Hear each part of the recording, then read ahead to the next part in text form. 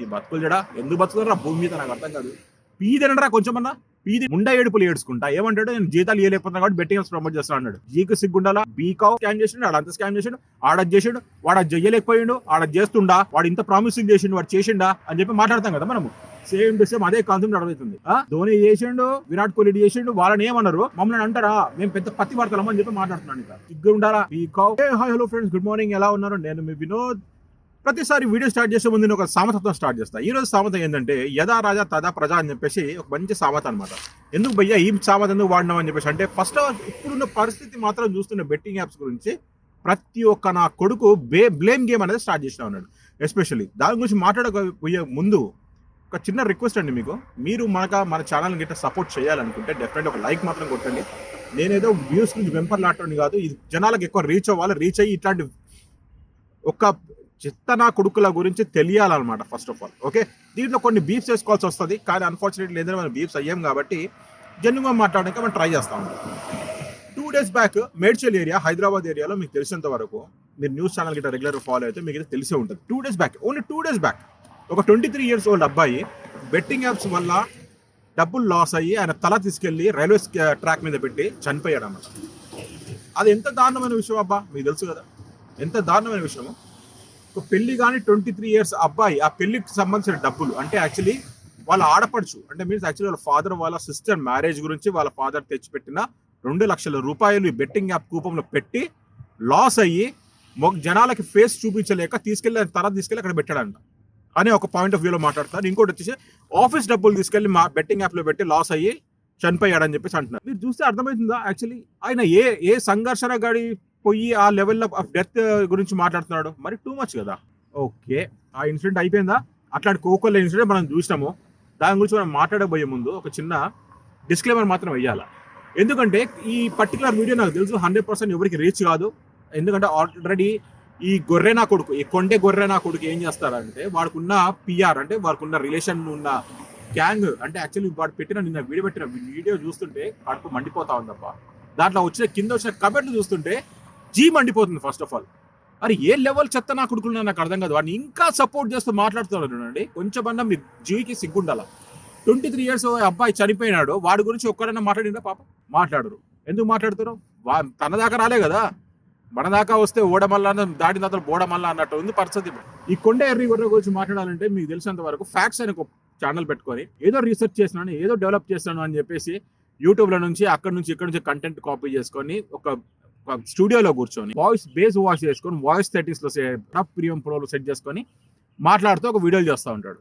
Okay, నేను knowledge share చేస్తాను, అది చేస్తాను, ఇది చేస్తాను అనుకుంటే చెప్పి నువ్వు మాట్లాడుతుంటావు. వీడు ప్రతి ఒక్క వీడియోలో వేరే వాళ్ళని పక్కన పెట్టినబ్బా. కొంతమంది ప్రమోట్ చేసినారు సెలబ్రిటీస్, వాళ్ళ గురించి ఎందుకు మాట్లాడతారు, వీడియో గురించి ఎందుకు మాట్లాడతారు, దాని గురించి మాట్లాడతాం మనం లాస్ట్లో.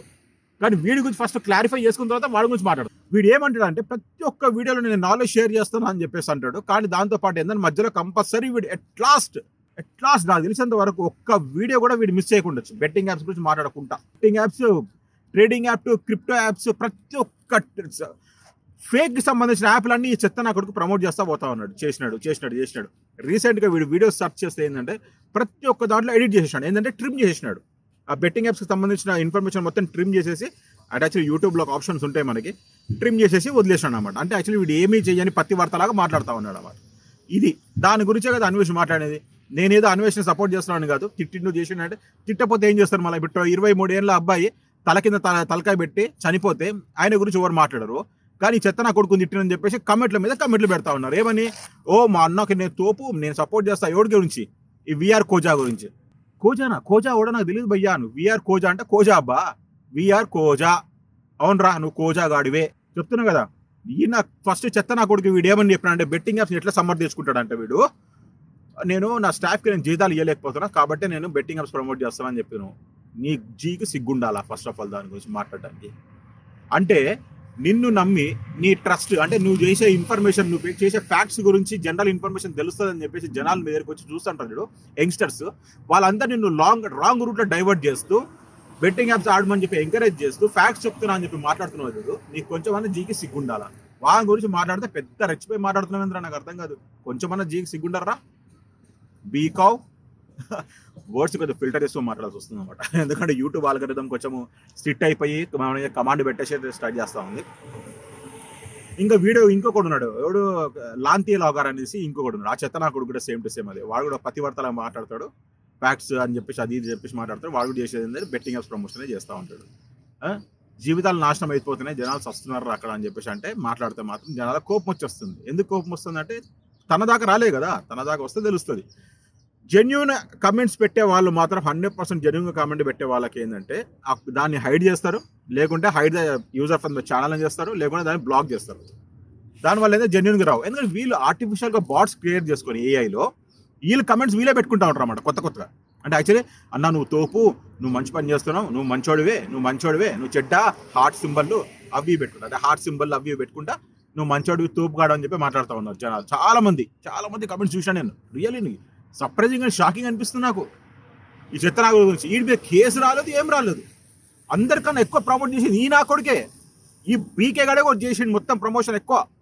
ప్రతి ఒక్క వీడియోలో బెట్టింగ్ యాప్ మొత్తం వీడియో చెప్తాడు, కంటెంట్ చెప్తాడు, అన్ని చెప్తాడు, మధ్యలో రాగానే బెట్టింగ్ యాప్ వస్తుంది. ఈ చిత్త నా కొడుకు ఎట్లా పని చేస్తారు తెలుసా? ఈ నా కొడుకులకి ఏంటంటే వాళ్ళకి ఆ బెట్టింగ్ యాప్ వాళ్ళకి ఒక అండర్స్టాండింగ్ అగ్రిమెంట్ ఉంటుంది. ఏమని, అరే నీ ప్రోమో కోడ్ యూజ్ చేస్తే ఆటోమేటిక్ నీకు డాష్ బోర్డ్ ఓపెన్ అవుతుంది. ఆ డాష్ బోర్డ్లో ఎవడెవడు ఎంత ఆడుతున్నాడో ఏం సంగతి దాంట్లో నుంచి వీడికి పర్సెంటేజ్ పోతుంది. 100 రూపాయలు ఆడుతుంటే కంపల్సరీ వీడికి 20-30 రూపాయలకు పర్సెంటేజ్ వీడికి పోతుంది. అంటే దాన్ని బట్టి ఊహించుకోండి, వీడు యాక్చువల్ మిలియన్స్ ఆఫ్ వ్యూస్ వస్తున్నప్పుడు, మిలియన్స్ ఆఫ్ సబ్స్క్రైబర్స్ గేమ్స్ ఒక 100 రూపాయలు పెట్టాలనుకోండి, వాడికి 20 రూపాయలు పోతాడు. 1,00,000 మంది ఆడాలనుకోండి, చూడండి 100 లక్షలలో 20 లక్షల రూపాయలు వీడి పోతుంది ఒక్క దాంట్లో. దాన్ని బట్టి మీరు ఊహించుకోండి. దానికి వీడు ముండ ఏడుపులు ఏడుచుకుంటా ఏమంటాడు, నేను జీతాలు ఇవ్వలేకపోతున్నా కాబట్టి బెట్టింగ్ యాప్స్ ప్రమోట్ చేస్తా అన్నాడు. జీకు సిగ్గుండాలా, బీకావ్ నీ బతుకు జడ. ఎట్లా బతుకుతున్నారా భూమి మీద నాకు అర్థం కాదు. ఇంత చెప్తున్నా కానీ నువ్వు వచ్చి జస్టిఫికేషన్ చేసుకుంటూ మాట్లాడుతున్నాడు. చూడు వాడు చేస్తున్నాడు, సెలబ్రిటీ చేస్తే సెలబ్రిటీని ఏమన్నారు, ఉట్టి యూట్యూబ్ ఇన్ఫ్లుయెన్సర్, యూట్యూబ్ పతివర్తలారా. సెలబ్రిటీ అంటే మా అంటే ఒకసారి చేస్తాడు, 2 సార్లు చేస్తాడు రా. అంతేకాని మీరు నా కొడుకు ప్రతి ఒక్క చెత్త కొడుకు నువ్వు రోజు ఒక వీడియో అప్లోడ్ చేసుకుంటా ప్రతి దాంట్లో బెట్టింగ్ యాప్స్ ఆడండి అని చెప్పి టార్చర్ చేస్తారు కదా జనాలను. మీరు మొత్తం పిచ్చిన కొడుకు చేసి వదులుతున్నారు. ఇంక మీదికి ఏమైనా మాట్లాడితే కథం బ్లేమ్ గేమ్ స్టార్ట్ అవుతుంది. మన పొలిటీషియన్స్ లాగా. మన పొలిటీషియన్స్ తెలుసు కదా, ఈడు ఇంత స్కామ్ చేసిండు, ఆడ అంత స్కామ్ చేసిండు, ఆడది చేసిండు, వాడు అది చెయ్యలేకపోయిండు, ఆడది చేస్తుండా, వాడు ఇంత ప్రామిసింగ్ చేసిండు, వాడు చేసిండా అని చెప్పి మాట్లాడతాం కదా మనము. సేమ్ టు సేమ్ అదే కాన్సెప్ట్ అర్థమవుతుంది ఇప్పుడు. ధోని చేసిండు, విరాట్ కోహ్లీ చేసిండు, వాళ్ళని ఏమన్నారు, మమ్మల్ని అంటారా మేము పెద్ద పతివర్తలం అని చెప్పి మాట్లాడుతున్నాను. ఇంకా సిగ్గు ఉండాలా, బీకావ్ నీ బతుకులు జడా. ఎందుకు బతుకుతారా భూమి మీద నాకు అర్థం కాదు. పీ తినరా కొంచెమన్నా, పీ తింటారా సిగ్గని వస్తుంది. సిగ్గు తప్పిన బాడకొల్లారా, మీ బతుకులు జడా. ఎప్పుడు తెస్తారా మీలాంటి నా కొడుకులకు సాగు రాదురా. మంచి 23 ఏళ్ళ పిల్లగాడు పోయి తలకాయ పెట్టాలా? ఫ్యామిలీ కుటుంబాలు పాయిజన్ తీసుకొని చావాలా? మీలాంటి బాడుకోలేమో లగ్జరియస్ లైఫ్ లీడ్ చేస్తారా పెద్ద కార్లు వేసుకొని? సిగ్గు శరం లేని బతుకులు, మీ జన్మల బతుకులు. ఇంకా సెలబ్రిటీలు మీ ముఖాలకి మీ బతుకులు జడా.